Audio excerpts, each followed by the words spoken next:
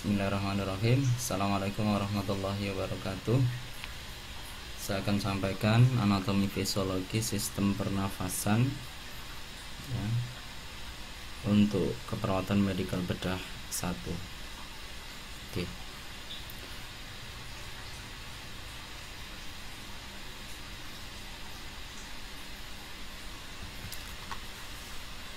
Seperti yang kita ketahui ya, Anda sudah pernah belajar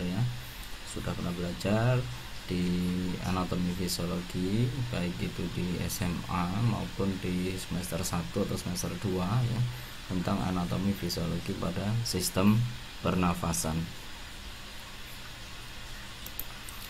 Ya, langsung saja saya akan sampaikan materinya, mohon untuk diperhatikan dengan baik ya.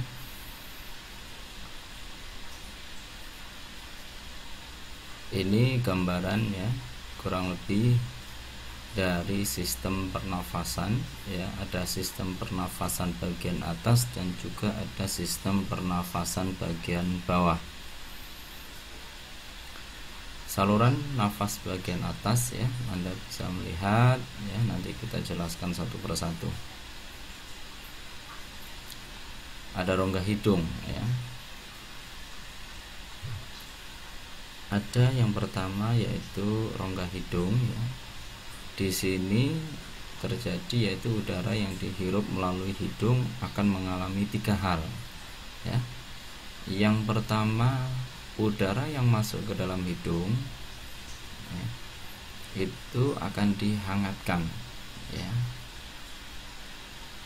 Ketika udara di luar dingin ya, hidung bekerja untuk menghangatkan ya. Makanya di hidung tersebut banyak pembuluh darah kecil ya. Terkadang kalau tersenggol saja dia bisa berdarah ya. Kenapa?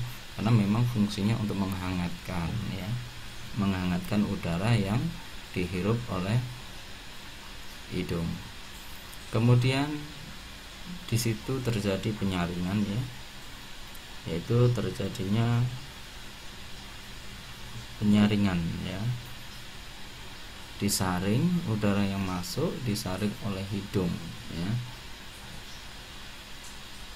oleh bulu hidung ya, yaitu sel Gilbert dan juga kelenjar seros ya, yang berfungsi ya, untuk melembabkan udara. Sedangkan untuk bulu-bulu hidung ya, yaitu berfungsi untuk menyaring udara yang masuk. Kemudian yang ketiga yaitu dilembabkan ya. Kenapa harus dilembabkan? Agar udara yang masuk ke dalam paru itu suhunya sesuai dengan di dalam paru ya, dalam tubuh kita, sehingga dia tidak terlalu panas dan juga tidak terlalu dingin ya. Jadi bisa dihangatkan dan juga dilembabkan ya, dengan ketika udara itu masuk ke dalam paru.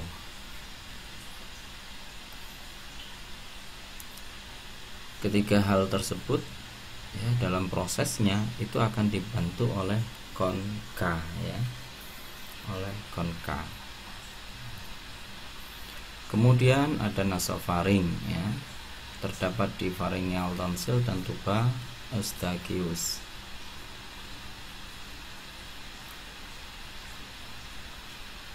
Kemudian ada orofaring ya,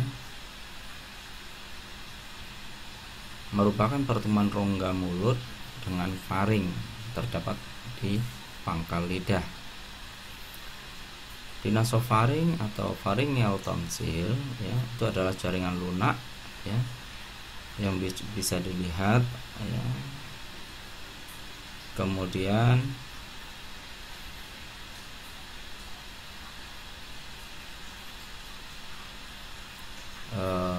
terlihat bergelantungan ya di rongga ya, itu akan terlihat. Kemudian ada laryngofaring ya, terjadi persilangan antara aliran udara dan aliran makanan ya. Jadi pada saat dia bernafas ya, melakukan aspirasi. Pada saat aspirasi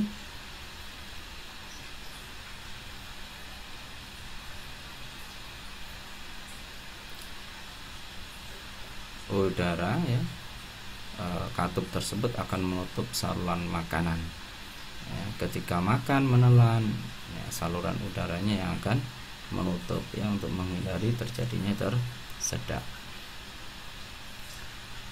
Oke, perlu diingat kembali ya,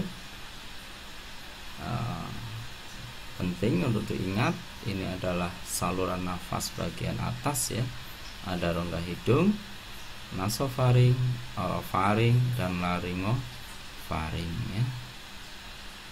Oke, selanjutnya yaitu saluran nafas pada bagian bawah. Ada laring, terdiri dari 4 struktur penting ya di laring ini.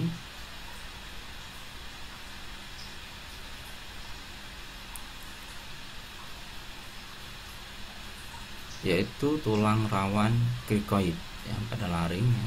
Di laring ada yang namanya tulang rawan krikoid yang berfungsi untuk udara dari paru, rongga tersebut dapat membuka dan menutup ya. Tenggorokan adalah ya, untuk saluran pernafasan ya. Di situ terdapat 4 komponen ya. Ada tulang rawan krikoid, tulang rawan arytenoid ya, sepasang pita suara, dan tulang rawan tiroid ya. Ada juga di laring yaitu selaput pita suara ya, di situ ya. Kemudian ada epilotis ya. Kemudian ada glotis. Nah, ya. Kemudian saluran nafas bagian bawah yang kedua adalah trakea. Merupakan pipa silinder yang panjang kurang lebih 11 cm, berbentuk 3/4 cincin tulang rawan seperti huruf C ya. Bagian belakang dihubungkan oleh membran fibroelastik menempel pada dinding depan esofagus ya. Jadi dia menempel pada depannya esofagus. Esofagus ada di belakangnya ya. Ada bronki, merupakan percabangan trakea kanan dan kiri ya. Bronki atau bronkus, tempat percabangan yang disebut karina ya. Jadi percabangan pertama dari bronkus dari paru kanan ke paru kiri itu disebut dengan karina. Bronkus kanan itu lebih pendek dan lebar dan lebih dekat dengan trakea. Kebanyakan bronkus kanan itu lebih sering terjadi infeksi ya, lebih sering biasanya pada orang-orang dengan penyakit paru kanan itu lebih sering diserang karena dia lebih pendek. Nah, andaikan ada bakteri yang masuk itu cenderung lebih dekat ke paru kanan. Kemudian bronkus kanan bercabang menjadi lobus superior, ada medius dan inferior. Sedangkan bronkus kiri terdiri ada lobus superior dan inferior saja. Nah, ini gambar paru ya.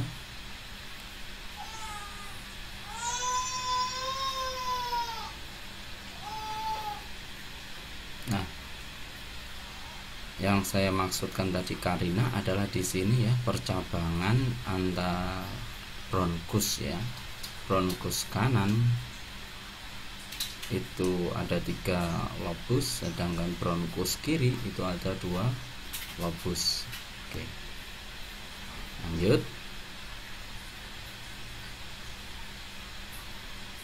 Paru-paru adalah organ berbentuk piramid seperti spons dan berisi udara terletak dalam rongga toraks. Paru kanan ya, perlu diingat bahwa paru kanan itu ada 3 lobus dan paru kiri memiliki 2 lobus, jangan terbalik. Kemudian setiap paru memiliki sebuah apeks yang mencapai bagian atas iga pertama. Semua permukaan diafragmatik bagian dasar terletak di atas diafragma. Sebuah permukaan mediastinal medial yang terpisah dari paru lain oleh mediastinum, dan permukaan kostal terletak di atas kerangka iga, ya. Pada bagian bawah,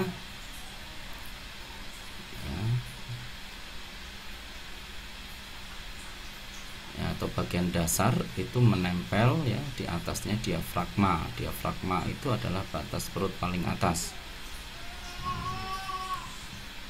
Kemudian permukaan mediastinal memiliki hilus atau akar, ya.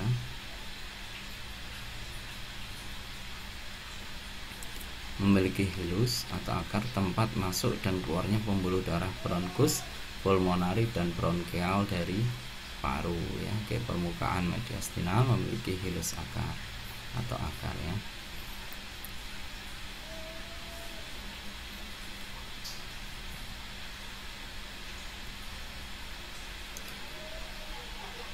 Oke, bagian terakhir dari perjalanan udara itu di alveoli, ya. Jadi maksud perjalanan terakhir adalah bukan perjalanan dari di sistem pernafasan paru, ya, maksudnya itu dia akan berhenti di alveoli. Di sini terjadi pertukaran oksigen dan karbon dioksida dari pembuluh darah kapiler dengan udara. Terdapat sekitar 300 juta alveoli di kedua paru dengan diameter masing-masing rata-rata 0,2 mm, ya. Kalau dilihat seperti anggur, ya. Nah, alveoli itu seperti anggur yang berlubang-lubang, ya, kecil-kecil. Nah, ini adalah alveoli. Ada kantong-kantong alveoli, ya. Di gambar ini ada kantong-kantong alveoli. Ketika dibuka, pembuluh darah kapiler membawa oksigen dan karbon dioksida. Di antara alveoli ini dikelilingi oleh pembuluh darah kapiler. Nah, disinilah mereka membawa oksigen. Ketika seseorang sedang bernafas, oksigen akan diambil oleh pembuluh darah, ya, untuk mendapatkan oksigen. Kemudian yang pembuluh darah balik, ya, yang dari jantung ke paru itu akan membawa karbon dioksida, ya, dan ditukar di sini. Kemudian seorang yang bernafas itu akan melakukan ekspirasi, mengeluarkan karbon dioksida, ya. Jadi pembuluh darah kapiler ini yang dari jantung membawa karbon dioksida, kemudian ketika kembali ke jantung darahnya sudah membawa oksigen. Oke. Lanjutkan.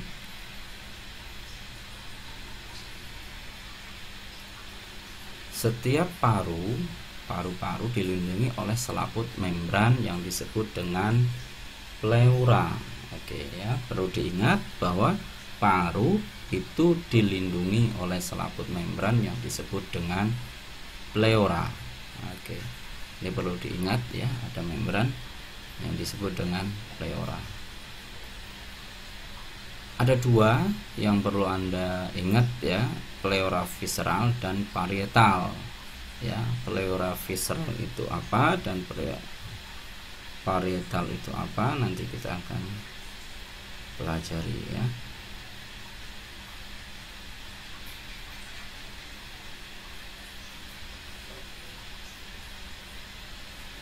Ini adalah gambar toraks, ya. Tampak depan dan tampak dari samping, ya. Tulang tengah itu adalah sternum, ya. Tulang tengah ini adalah sternum, ya. Ini adalah tulang iga atau ribs, ya.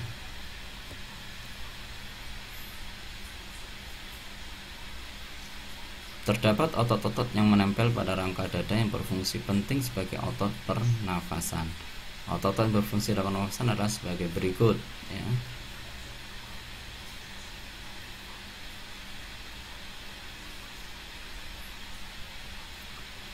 Ada otot intercostalis externus, ya, antar iga luar, yang mengangkat masing-masing iga. Oke.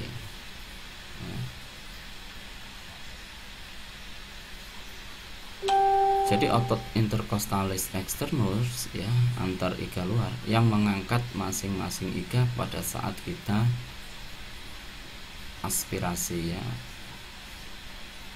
pada saat kita inspirasi ya, pada saat kita bernafas. Kemudian ada sternocleidomastoid yang mengangkat sternum nama ya. Dia berfungsi ketika kita menarik nafas ya, narik udara, itu tulang dada atau sternum tadi yang di tengah tadi dia akan diangkat dengan otot sternocleidomastoid ya. Kemudian adalah otot scalenus yang mengangkat dua iga teratas. Ada juga intercostalis internus antar iga dalam yang menurunkan iga ketika kita ekspirasi ya.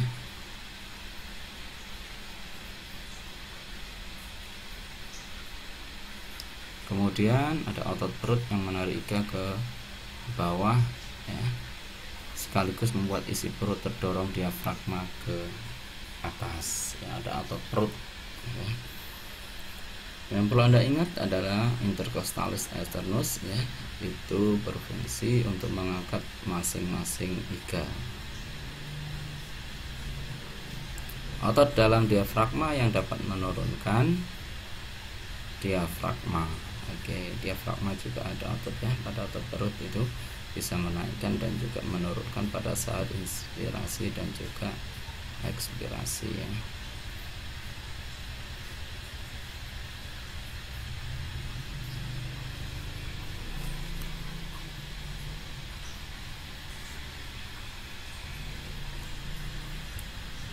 Ini yang perlu saya jelaskan juga, ada pleura visceral dan juga ada pleura parietal ya, jangan terbalik. Kalau visceral adalah yang menyelubungi setiap paru-paru, sedangkan parietal yang melapisi rongga toraks ya. Jadi di pleura itu, di dalam pleura itu ada cairan. Nah, yang menempel pleura yang menempel pada paru disebut visceral, sedangkan pleura yang menempel pada yang melindungi paru dari toraks, diafragma dan mediastinum itu adalah parietal ya. Perlu diingat bahwa pleura visceral adalah yang menyelubungi setiap paru, sedangkan parietal yang melapisi rongga toraks.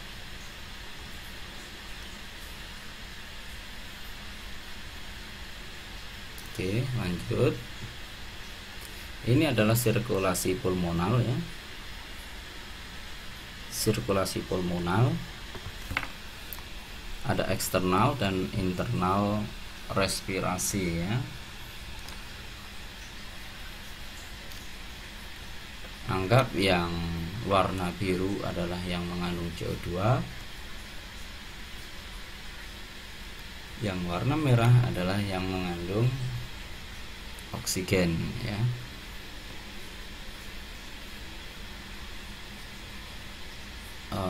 Perlu dipahami juga, pembuluh darah vena itu adalah pembuluh darah yang kembali ke jantung ya, sedangkan pembuluh darah arteri adalah pembuluh darah yang keluar dari jantung ya. Jangan menyebutkan lagi bahwa vena adalah pembuluh darah yang kaya akan karbon dioksida, sedangkan arteri pembuluh darah yang kaya dengan oksigen. Belum tentu ya, pada sirkulasi pulmoner ya, itu terbalik ya. Artinya vena adalah darah yang kembali ke jantung ya, kemudian arteri adalah darah yang keluar dari jantung ya. Kalau kita lihat mulai dari jantung ya, kita lihat dari jantung kiri. Jantung kiri ini nanti dia akan memompa ya, dari jantung kanan ya, di ventricle kanan itu dia akan memompa darah ya melalui arteri pulmoner ya ke kedua paru dalam keadaan membawa karbon dioksida. Kemudian di paru dia akan mengalami pertukaran dan dibawa kembali ke jantung dalam keadaan kaya akan oksigen melalui vena pulmonal ya. Kemudian dari ventrikel kiri dia akan dipompa yang kaya oksigen itu ke seluruh tubuh, ke atas dan ke bawah. Kemudian dia akan balik lagi melalui vena, pembuluh vena, vena cava superior dan vena cava inferior ya, dari atas dan bawah kembali ke atrium kanan. Dari atrium kanan ini kembali ke ventrikel kanan dan dikirim lagi ke paru. Seperti itu seterusnya. Ini adalah sirkulasi pulmoner. Kemudian nah ini penjelasannya tadi ya, Anda bisa membacanya sendiri.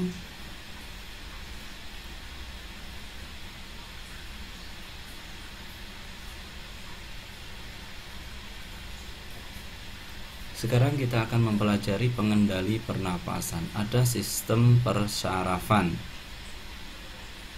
ya. Ada mekanisme kimia dan juga mekanisme non kimia. Sistem pernafas saraf secara normal mengatur kecepatan ventilasi alveolus hampir sama dengan permintaan tubuh, sehingga tekanan O2 darah arteri dan tekanan CO2 hampir tidak berubah bahkan selama latihan sedang sampai berat dan kebanyakan stres pernafasan lainnya. Artinya sistem saraf inilah yang akan mengatur kecepatan ventilasi ya. Mau dia berolahraga atau bekerja keras, dia akan tetap mengatur iramanya agar antara O2 dan CO2 di dalam tubuh dalam keadaan normal.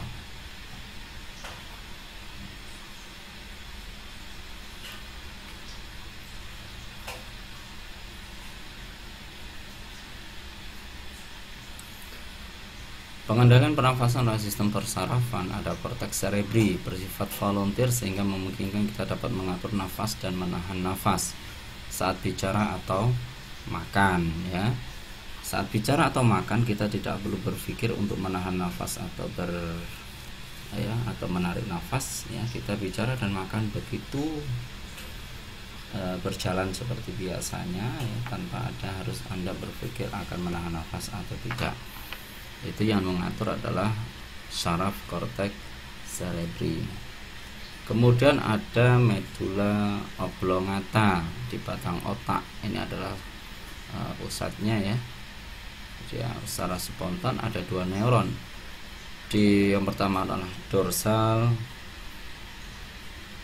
respiratory group ya, yaitu di dorsal medula, dan juga ventral respiratory group atau VRG di ventral lateral medula. Kedua kelompok neuron ini berperan dalam pengaturan irama pernafasan ya. Perlu diingat bahwa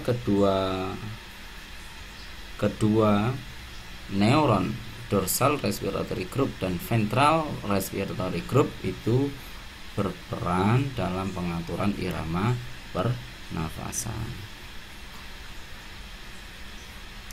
Kemudian ada pons ya. Saraf pons itu 2 pusat pernafasan, ada apneutik ya, mengkoordinasikan transisi antar inspirasi dan ekspirasi.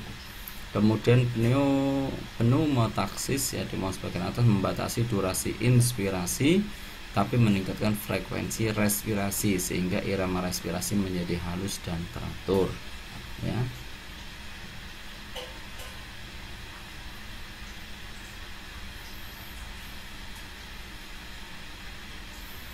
Jadi perlu Anda perhatikan, dan pneumotaksis itu berfungsi membatasi durasi inspirasi ya. Jadi ada batasannya inspirasi kita. Inspirasi itu pada saat kita menarik nafas ya, ada batasannya. Kemudian pada saat tapi meningkatkan frekuensi respirasi sehingga irama respirasi menjadi halus dan teratur. Perlu diperhatikan. Lanjut.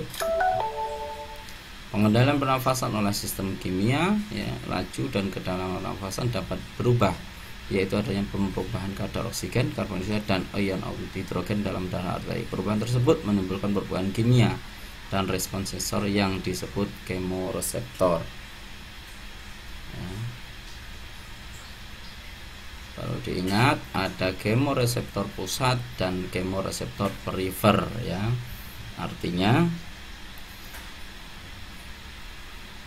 kedalaman kita bernafas itu dapat berubah-ubah sesuai dengan kadar oksigen dan karbon dioksida dan ion hidrogen dalam arteri. Kemudian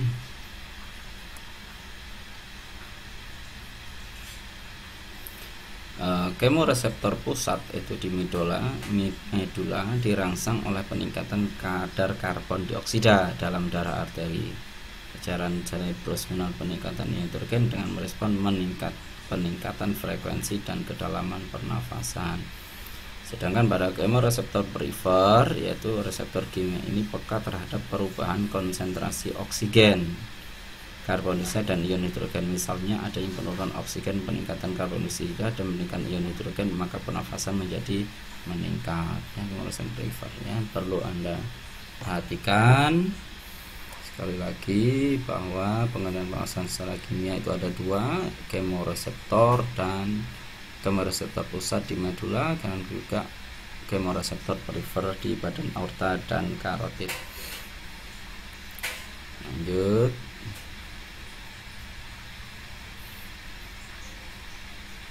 Pengendalian pernafasan oleh sistem non kimia ada baroreseptor, baroreseptor di sinus corticus, arcus, aorta, atrium, ventricle, dan pembuluh darah besar. Peningkatan suhu tubuh non kimia. Pada saat suhu tubuh kita berubah, maka sistem pernafasan kita juga akan berubah. Biasanya pada orang yang suhunya tinggi, dia pernafasannya akan meningkat. Kemudian hormon epinefrin ini juga mempengaruhi sistem pernafasan kita. Kemudian refleks hearing tidur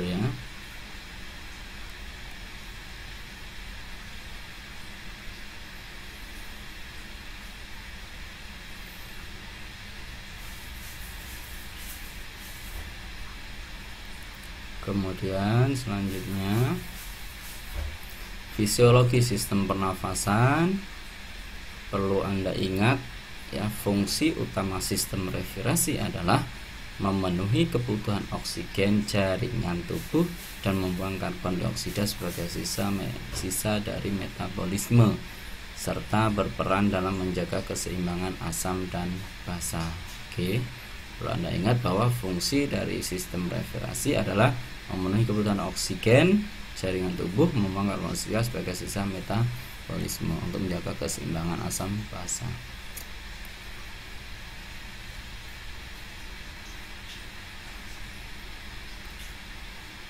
Sistem respirasi bekerja melalui 3 tahapan. Anda perhatikan bahwa ada 3 tahapan dalam sistem respirasi. Pertama ventilasi, yang kedua difusi, yang ketiga transportasi. Ventilasi adalah merupakan proses pertukaran udara antara atmosfer dengan alveoli. Proses terjadi inspirasi, maksudnya udara ke paru, dan ekspirasi, keluarnya udara dari paru. Ventilasi terjadi karena adanya perubahan tekanan intrapulmonal, tergantung tekanan pada intrapulmonal.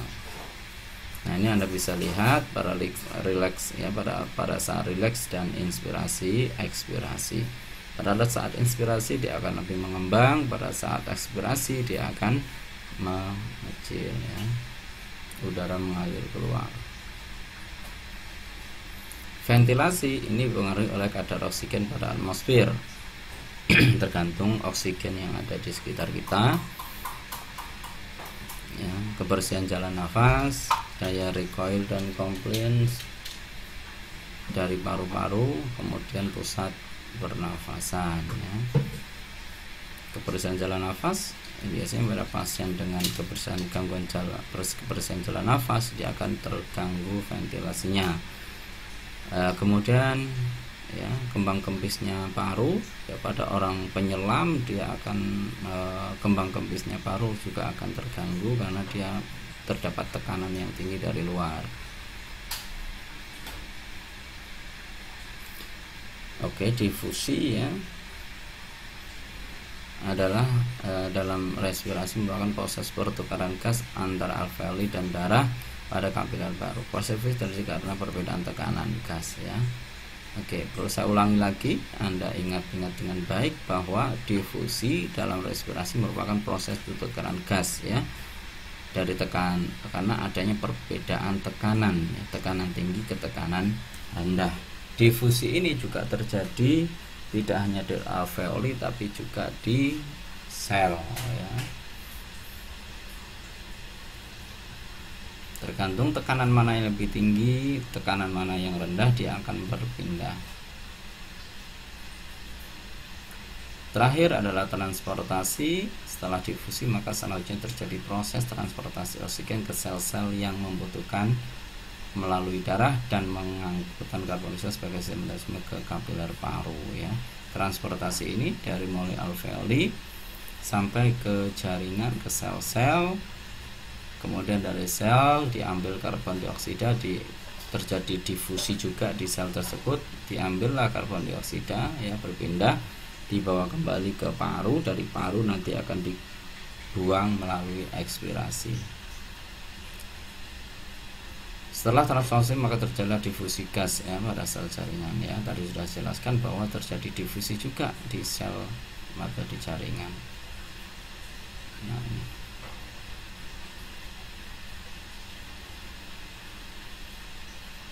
Regulasi ada kebutuhan oksigen tubuh bersifat dinamis berubah-ubah dipengaruhi oleh berbagai faktor, di antara aktivitas. Saat aktivitas meningkat maka kebutuhan oksigen akan meningkat sehingga kerja sirkulasi juga meningkat ya.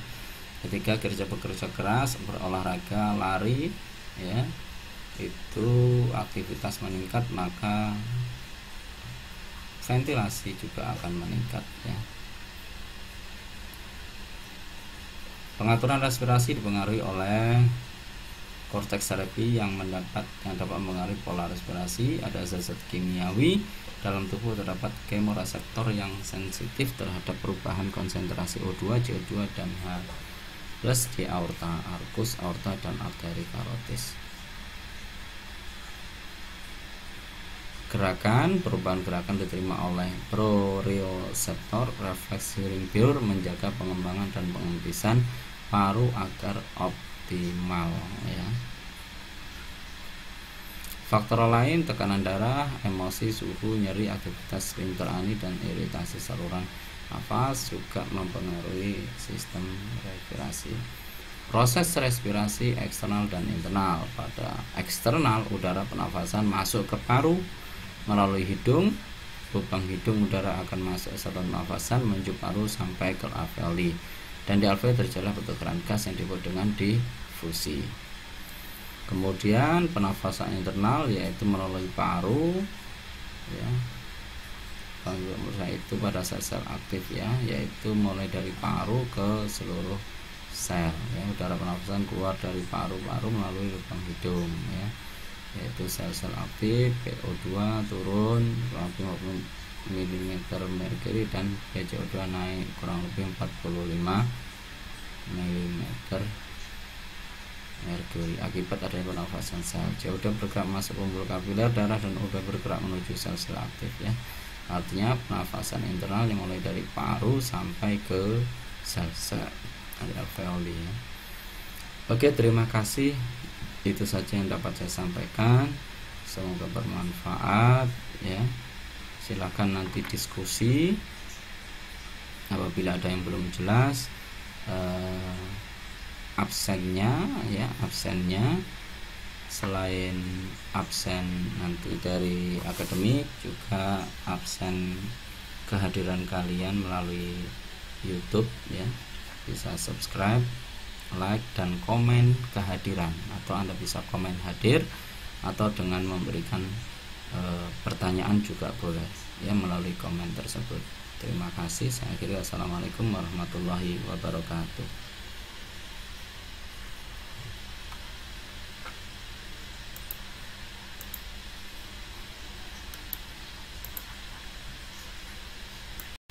Bismillahirrahmanirrahim. Assalamualaikum warahmatullahi wabarakatuh. Saya akan sampaikan anatomi fisiologi sistem pernafasan ya, untuk keperawatan medikal bedah 1. Oke.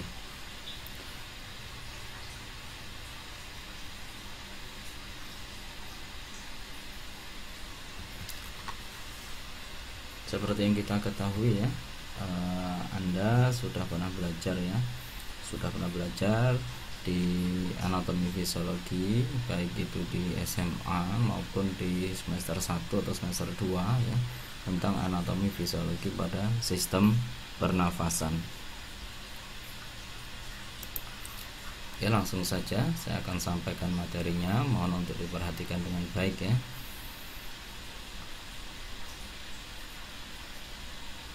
Ini gambaran ya, kurang lebih dari sistem pernafasan ya. Ada sistem pernafasan bagian atas dan juga ada sistem pernafasan bagian bawah.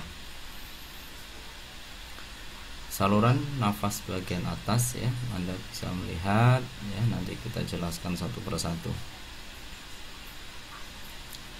Ada rongga hidung ya. Ada yang pertama yaitu rongga hidung ya. Di sini terjadi yaitu udara yang dihirup melalui hidung akan mengalami 3 hal ya. Yang pertama, udara yang masuk ke dalam hidung ya, itu akan dihangatkan ya. Ketika udara di luar dingin ya, hidung bekerja untuk menghangatkan ya. Makanya di hidung tersebut banyak pembuluh darah kecil ya.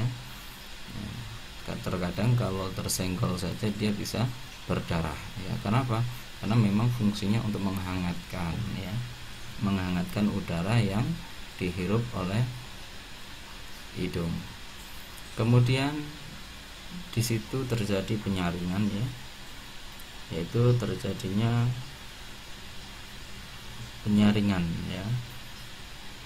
Disaring, udara yang masuk disaring oleh hidung ya, oleh bulu hidung ya, yaitu sel Gilbert dan juga kelenjar seros ya, yang berfungsi ya, untuk melembabkan udara. Sedangkan untuk bulu-bulu hidung ya, yaitu berfungsi untuk menyaring udara yang masuk. Kemudian yang ketiga yaitu dilembabkan ya. Kenapa harus dilembabkan? Agar udara yang masuk ke dalam paru itu suhunya sesuai dengan di dalam paru ya, dalam tubuh kita, sehingga dia tidak terlalu panas dan juga tidak terlalu dingin ya. Jadi bisa dihangatkan dan juga dilembabkan ya, dengan ketika udara itu masuk ke dalam paru.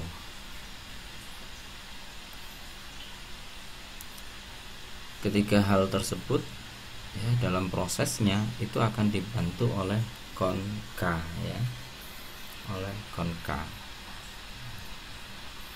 Kemudian ada nasofaring ya, terdapat di pharyngeal tonsil dan tuba eustachius.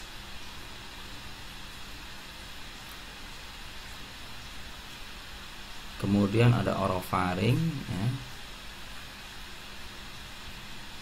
merupakan pertemuan rongga mulut dengan faring, terdapat di pangkal lidah. Di nasofaring atau pharyngeal tonsil ya, itu adalah jaringan lunak ya, yang bisa dilihat ya. Kemudian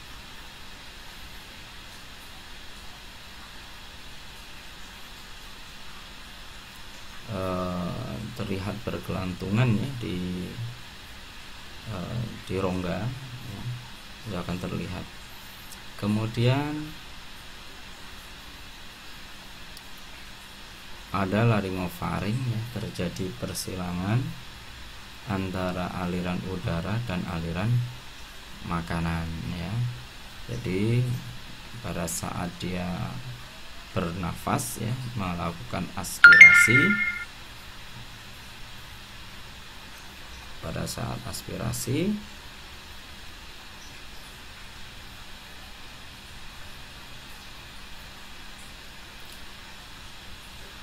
udara ya, katup tersebut akan menutup saluran makanan ya, ketika makan menelan ya, saluran udaranya yang akan menutup ya, untuk menghindari terjadinya tersedak. Oke, perlu diingat kembali ya, penting untuk diingat, ini adalah saluran nafas bagian atas ya, ada rongga hidung, nasofaring, orofaring, dan laringofaring ya. Oke, selanjutnya yaitu saluran nafas pada bagian bawah. Ada laring, terdiri dari 4 struktur penting ya di laring ini.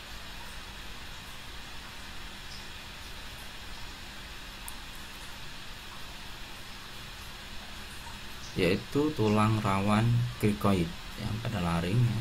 Di laring ada yang namanya tulang rawan krikoid yang berfungsi untuk udara dari paru, rongga tersebut dapat membuka dan menutup ya. Tenggorokan adalah ya, untuk saluran pernafasan ya. Di situ terdapat 4 komponen ya. Ada tulang rawan krikoid, tulang rawan arytenoid ya, sepasang pita suara, dan tulang rawan tiroid ya. Ada juga di laring yaitu selaput pita suara nah, di situ ya. Kemudian ada epilotis ya. Kemudian ada glotis. Nah, ya. Kemudian saluran nafas bagian bawah yang kedua adalah trakea, merupakan pipa silinder yang panjang kurang lebih 11 cm, berbentuk 3/4 cincin tulang rawan seperti huruf C ya. Bagian belakang dihubungkan oleh membran fibroelastik menempel pada dinding depan esofagus ya. Jadi dia menempel pada depannya esofagus. Esofagus ada di belakangnya ya. Ada bronki, merupakan percabangan trakea kanan dan kiri ya. Bronki atau bronkus, tempat percabangannya disebut karina ya. Jadi percabangan pertama dari bronkus dari paru kanan ke paru kiri itu disebut dengan karina. Bronkus kanan itu lebih pendek dan lebar dan lebih dekat dengan trakea. Kebanyakan bronkus kanan itu lebih sering terjadi infeksi ya, lebih sering biasanya pada orang-orang dengan penyakit paru kanan itu lebih sering diserang karena dia lebih pendek. Andaikan ada bakteri yang masuk, itu cenderung lebih dekat ke paru kanan. Kemudian bronkus kanan bercabang menjadi lobus superior, ada medius dan inferior. Sedangkan bronkus kiri terdiri ada lobus superior dan inferior saja. Nah, ini gambar paru ya.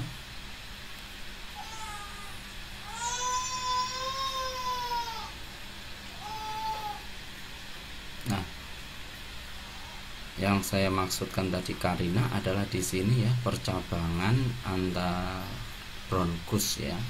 Bronkus kanan itu ada 3 lobus, sedangkan bronkus kiri itu ada 2 lobus. Oke, lanjut.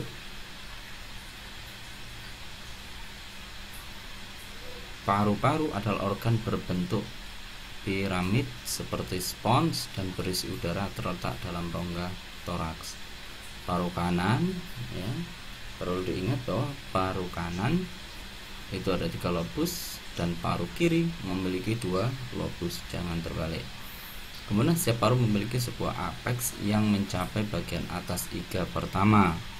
Semua permukaan diafragmatik bagian dasar terletak di atas diafragma, sebuah permukaan mediastinal medial yang terpisah dari paru lain oleh mediastinum, dan permukaan kostal terletak di atas kerangka iga, ya.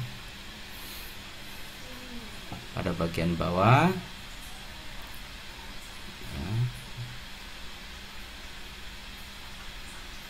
ya, atau bagian dasar itu menempel, ya, di atasnya diafragma. Diafragma itu adalah batas perut paling atas. Kemudian permukaan mediastinal memiliki hilus atau akar, ya.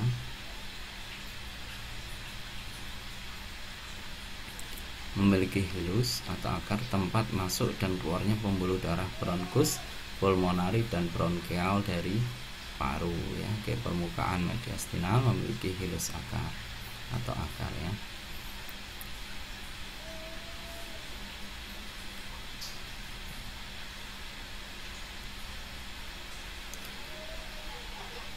Oke, bagian terakhir dari perjalanan udara itu di alveoli, ya.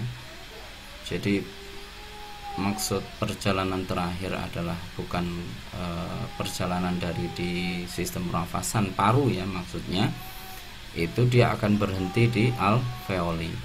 Di sini terjadi pertukaran oksigen dan karbon dioksida dari pembuluh darah kapiler dengan udara. Terdapat sekitar 300 juta alveoli di kedua paru dengan diameter masing-masing rata-rata 0,2 mm, ya. Kalau dilihat seperti anggur, ya. Nah, alveoli itu seperti anggur yang berlubang-lubang, ya, kecil-kecil. Nah, ini adalah alveoli. Ada kantong-kantong alveoli, ya. Di gambar ini ada kantong-kantong alveoli. Ketika dibuka, pembuluh darah kapiler membawa oksigen dan karbon dioksida. Di antara alveoli ini dikelilingi oleh pembuluh darah kapiler.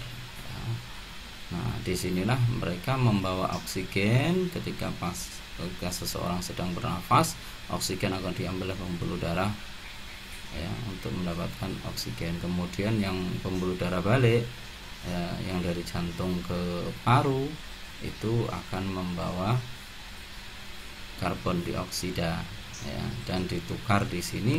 Kemudian seorang yang bernafas itu akan melakukan ekspirasi mengeluarkan karbon dioksida, ya. Jadi pembuluh darah kapiler ini yang dari jantung membawa karbon dioksida, kemudian ketika kembali ke jantung darahnya sudah membawa oksigen. Oke. Kita lanjutkan.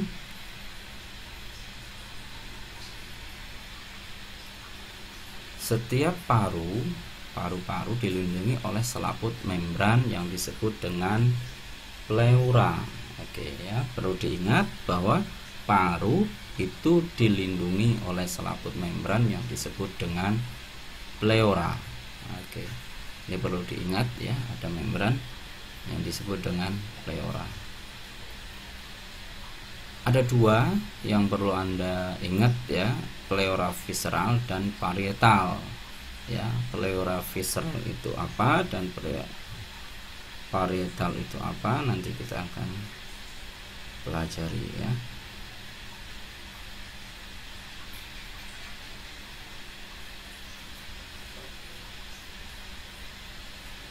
Ini adalah gambar toraks, ya. Tampak depan dan tampak dari samping, ya. Tulang tengah itu adalah sternum, ya. Tulang tengah ini adalah sternum, ya. Ini adalah tulang iga atau ribs, ya.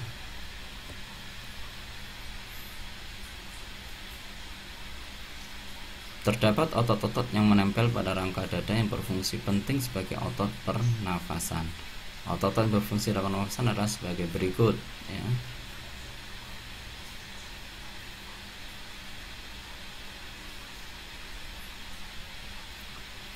ada otot intercostalis externus ya, antar iga luar yang mengangkat masing-masing iga. Oke.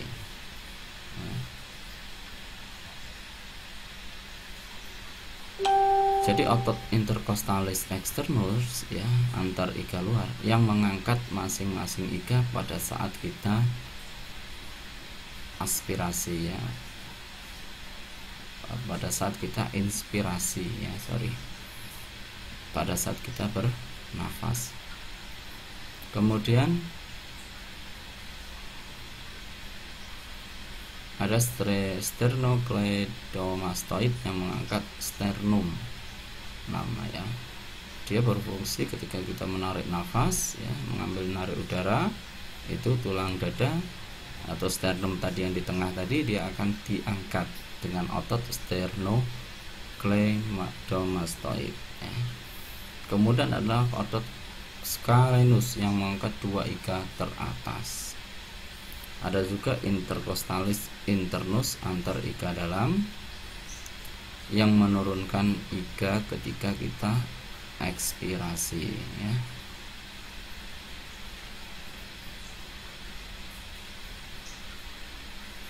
Kemudian ada otot perut yang menarik iga ke bawah ya, sekaligus membuat isi perut terdorong diafragma ke atas ya. Ada otot perut ya.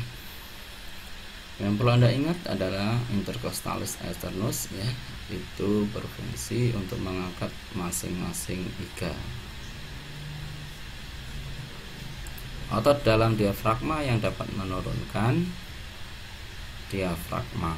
Oke, diafragma juga ada otot ya, pada otot perut itu bisa menaikkan dan juga menurunkan pada saat inspirasi dan juga ekspirasi ya.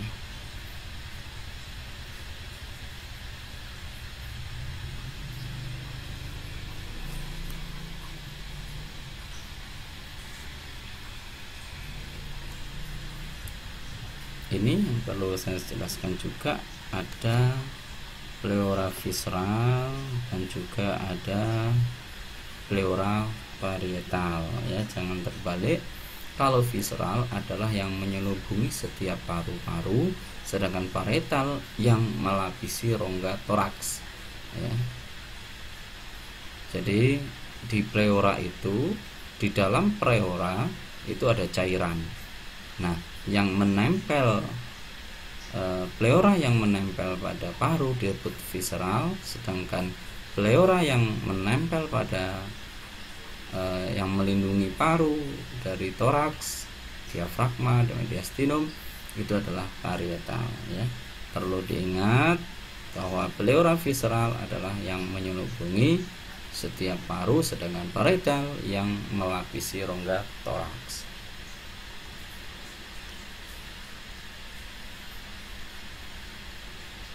Oke, lanjut.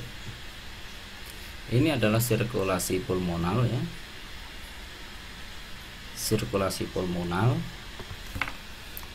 ada eksternal dan internal respirasi ya. Anggap yang warna biru adalah yang mengandung CO2,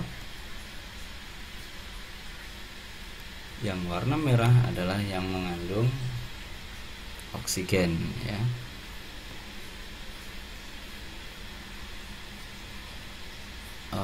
Perlu dipahami juga, pembuluh darah vena itu adalah pembuluh darah yang kembali ke jantung ya. Sedangkan pembuluh darah arteri adalah pembuluh darah yang keluar dari jantung ya.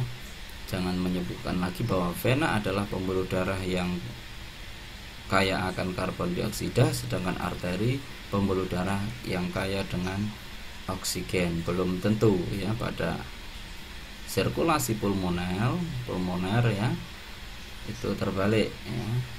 Artinya vena adalah darah yang kembali ke jantung ya. Kemudian arteri adalah darah yang keluar dari jantung ya. Kalau kita lihat mulai dari jantung ya, kita lihat dari jantung kiri ini nanti dia akan memompa ya, dari jantung kanan ya, di ventricle kanan itu dia akan memompa darah ya melalui arteri pulmoner ya ke kedua paru dalam keadaan membawa karbon dioksida. Kemudian di paru dia akan mengalami pertukaran dan dibawa kembali ke jantung dalam keadaan kaya akan oksigen melalui vena pulmonal ya. Kemudian dari ventricle kiri dia akan dipompa yang kaya oksigen itu ke seluruh tubuh, ke atas dan ke bawah. Kemudian dia akan balik lagi melalui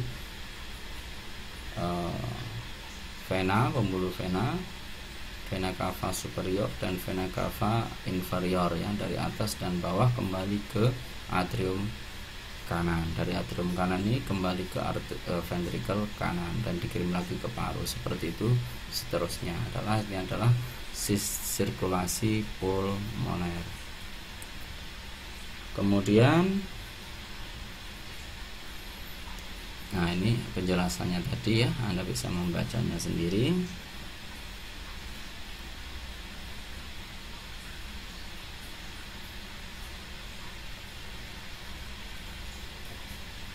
Sekarang kita akan mempelajari pengendali pernapasan. Ada sistem persarafan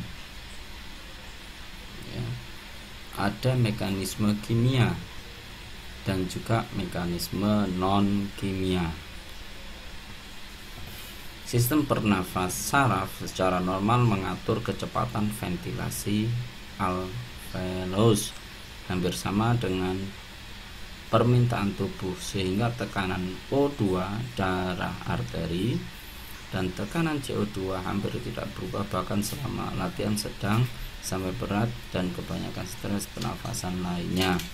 Artinya sistem saraf inilah yang akan mengatur kecepatan ventilasi ya.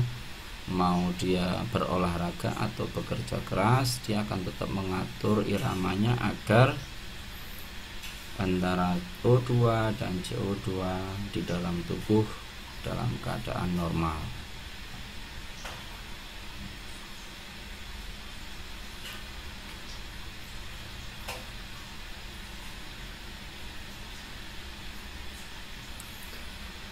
Pengendalian pernafasan adalah sistem persarafan. Ada korteks cerebri bersifat volunteer sehingga memungkinkan kita dapat mengatur nafas dan menahan nafas saat bicara atau makan ya.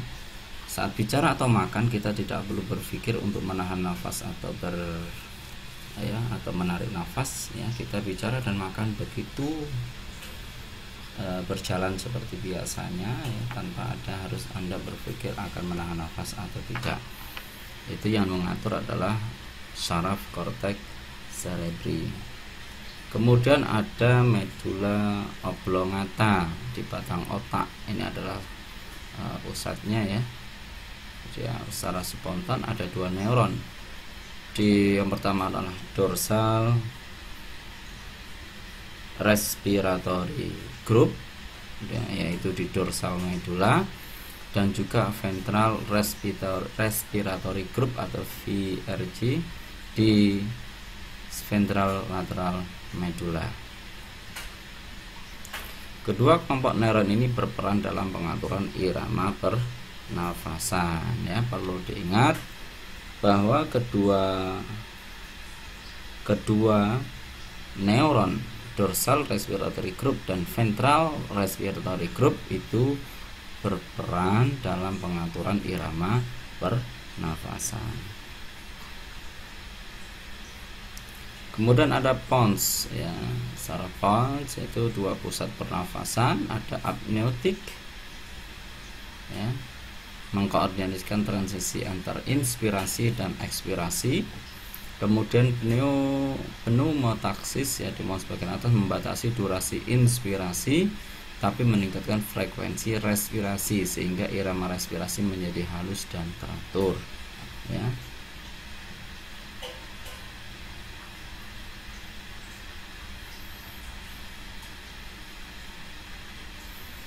Jadi perlu Anda perhatikan, dan input aksis itu berfungsi membatasi durasi inspirasi ya. Jadi ada batasannya inspirasi kita. Inspirasi itu pada saat kita menarik nafas ya, ada batasannya. Kemudian pada saat ya, tapi meningkatkan frekuensi respirasi sehingga irama respirasi menjadi halus dan teratur ya, perlu diperhatikan. Lanjut, pengendalian pernafasan oleh sistem kimia ya, laju dan kedalaman pernafasan dapat berubah, yaitu adanya perubahan kadar oksigen, karbon dioksida, dan ion hidrogen dalam darah arteri. Perubahan tersebut menimbulkan perubahan kimia dan respon sensor yang disebut kemoreseptor ya. Kalau diingat, ada kemoreseptor pusat dan kemoreseptor perifer ya. Artinya kedalaman kita bernafas ya, itu dapat berubah-ubah sesuai dengan kadar oksigen dan karbon dioksida dan ion hidrogen dalam arteri. Kemudian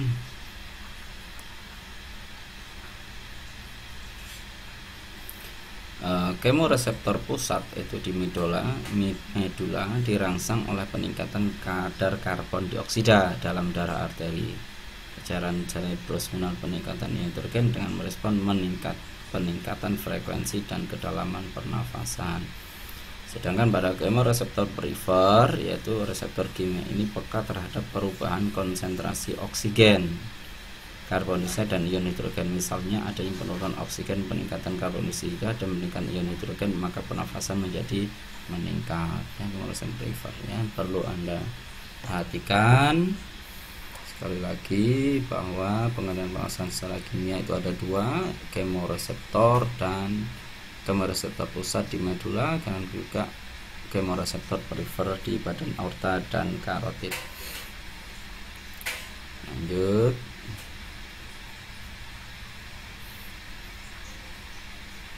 pengendalian pernafasan oleh sistem non kimia ada baroreseptor ya.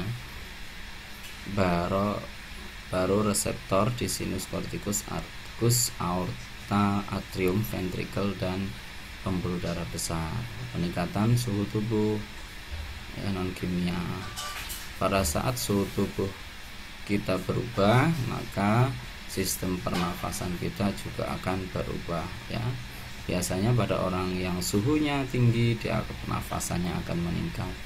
Kemudian hormon epinefrin ini juga mempengaruhi ya, sistem pernafasan kita. Kemudian refleks hearing tidur ya.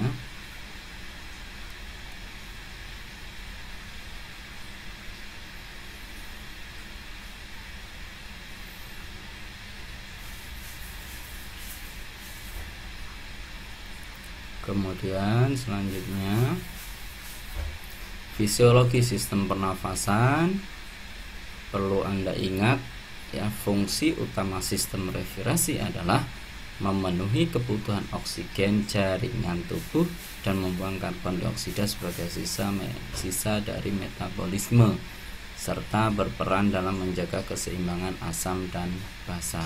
Oke, perlu Anda ingat bahwa fungsi dari sistem respirasi adalah memenuhi kebutuhan oksigen jaringan tubuh, membuang karbon dioksida sebagai sisa metabolisme untuk menjaga keseimbangan asam basa.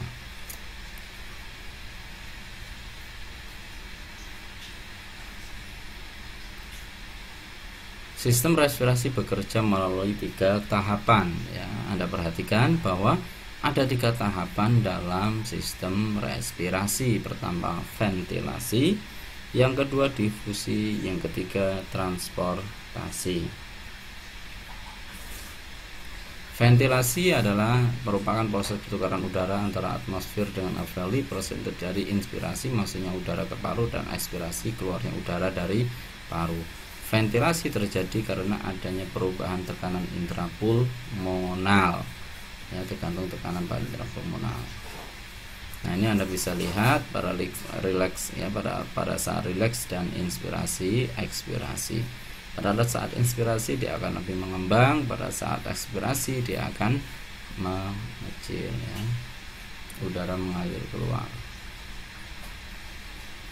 Ventilasi ini dipengaruhi oleh kadar oksigen pada atmosfer. Tergantung oksigen yang ada di sekitar kita, ya, kebersihan jalan nafas, daya recoil dan compliance dari paru-paru, kemudian pusat pernafasan, ya. Kebersihan jalan nafas biasanya pada pasien dengan kebersihan jalan nafas dia akan terganggu ventilasinya. Kemudian ya, kembang kempisnya paru, ya, pada orang penyelam dia akan kembang kempisnya paru juga akan terganggu karena dia terdapat tekanan yang tinggi dari luar. Oke, difusi ya adalah dalam respirasi merupakan proses pertukaran gas antara alveoli dan darah pada kapiler paru. Proses terjadi karena perbedaan tekanan gas, ya. Oke, perlu saya ulangi lagi, Anda ingat-ingat dengan baik bahwa difusi dalam respirasi merupakan proses pertukaran gas, ya, dari karena adanya perbedaan tekanan, ya, tekanan tinggi ke tekanan rendah. Difusi ini juga terjadi tidak hanya di alveoli tapi juga di sel, ya. Tergantung tekanan mana yang lebih tinggi, tekanan mana yang rendah, dia akan berpindah. Terakhir adalah transportasi. Setelah difusi maka selanjutnya terjadi proses transportasi oksigen ke sel-sel yang membutuhkan melalui darah dan mengangkutkan karbon dioksida sebagai metabolisme ke kapiler paru, ya. Transportasi ini dari mulai alveoli sampai ke jaringan, ke sel-sel. Kemudian dari sel diambil karbon dioksida, terjadi difusi juga di sel tersebut, diambillah karbon dioksida, ya, berpindah, dibawa kembali ke paru, dari paru nanti akan dibuang melalui ekspirasi. Setelah transformasi maka terjadilah difusi gas, ya, pada sel jaringan, ya. Tadi sudah jelaskan bahwa terjadi difusi juga di sel atau di jaringan. Nah, ini.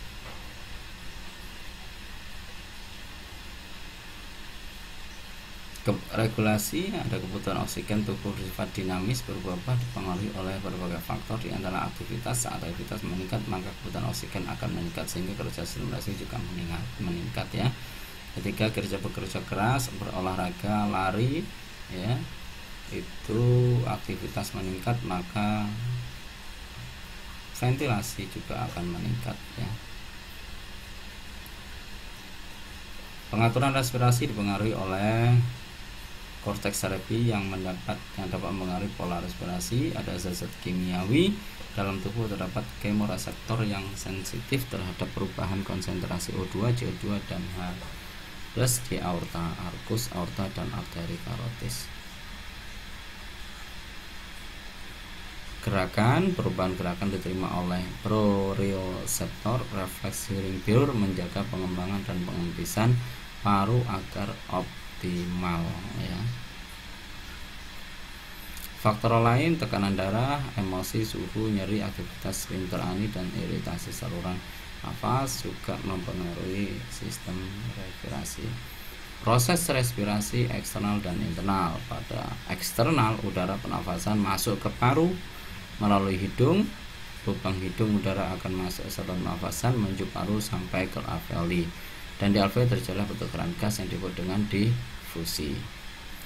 Kemudian pernafasan internal yaitu melalui paru, ya. Itu pada sel-sel aktif, ya, yaitu mulai dari paru ke seluruh sel, ya. Udara pernafasan keluar dari paru-paru melalui lubang hidung, ya, yaitu sel-sel aktif. PO2 turun kurang lebih 50 mm merkuri dan PCO2 naik kurang lebih 45 mm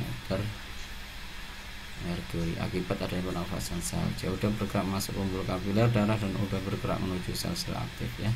Artinya pernafasan internal yang mulai dari paru sampai ke sel-sel alveoli, ya. Oke, terima kasih. Itu saja yang dapat saya sampaikan. Semoga bermanfaat, ya. Silakan nanti diskusi apabila ada yang belum jelas. Absennya selain absen nanti dari akademik, juga absen kehadiran kalian melalui YouTube ya. Bisa subscribe, like, dan komen kehadiran, atau Anda bisa komen hadir, atau dengan memberikan pertanyaan juga boleh ya melalui komen tersebut. Terima kasih. Saya akhiri. Assalamualaikum warahmatullahi wabarakatuh.